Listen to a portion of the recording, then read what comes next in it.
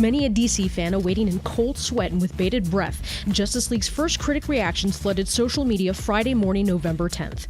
And thank God it's not a total train wreck. The only truly negative reaction came from Josh L. Dickey with Mashable, who tweeted, "Nothing could save Justice League from its loud, ugly, tacky self. Not Wonder Woman, not wide-eyed Ezra Miller, not Joss Whedon's quippy tear down and rebuild. And Henry Cavill's mustache is an actual issue. They gave him uncanny valley face. Oof, guys, it's a rough ride." However, the remainder of the reactions leaned positive and all seemed to fall along the same lines. Paul Shirey with JoeBlow.com wrote, "Justice League is a fun, bumpy ride that succeeds in character but fails in narrative. It's a mixed bag of execution that's saved by the actors who rise above the shortcomings to deliver an engaging, funny, and hopeful yet flawed entry to the DCEU." Perry Nemiroff with Collider said, "Here it goes. Justice League is super thin and has some very weak CG, but it's got heart and a positive vibe that works. Overall, I had a pretty good time and I'm looking forward to seeing more of these characters." And Jermaine Lucier with Gizmodo and IO9 tweeted, "Justice League. It's okay. Narratively, it's a mess, the stakes don't work, and the villain isn't great. However, the heroes are great. It's funny and there's some surprisingly effective character work. I didn't love it, but there are enough good pieces to excite me for the future." And I feel as if those three tweets embody the overall sentiment from critics privy to early screenings. So what are the takeaways? Number 1. Steppenwolf and the Parademons are weak villains. It seems that the usual complaint wielded against many a Marvel film has now been levied against Justice League, and whether that be because Steppenwolf's inclusion was brought about too fast in the universe, a lack of stakes, or poor CGI, in general the critic consensus was to crack on the villain. Number 2.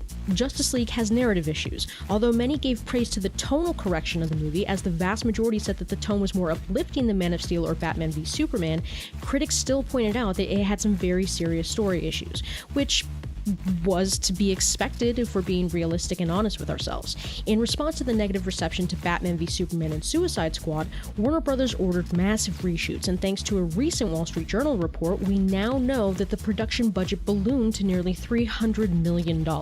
Not to mention that you have a director that left mid-production due to a family tragedy.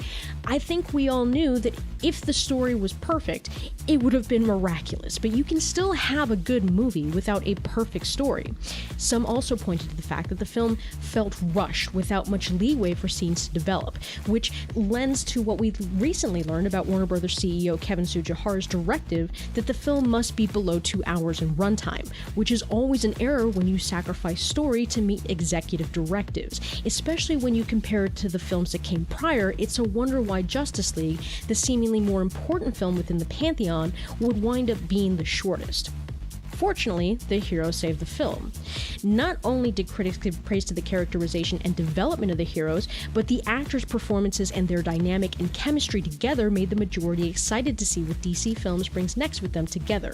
Whether it be Jason Momoa as Aquaman, Ezra Miller as The Flash, Gal Gadot as Wonder Woman, Ben Affleck as Batman, or Ray Fisher as Cyborg, critics walked out praising at least one favorite of theirs, which is what you want, for the audience to feel a connection to at least one, if not all of the League. So even though the story itself may have issues, the cast as a team seems to rise above. But number 4, it's still Zack Snyder's film. After Snyder's departure, we learned that DC had snagged quite the prize by having recruited Joss Whedon during pre-production to come aboard and work the story flow and to patch up the dialogue. By many accounts, that's exactly what they saw during their screenings. It's still definitively Zack Snyder's film, but you can very much tell where and when Joss Whedon influenced it.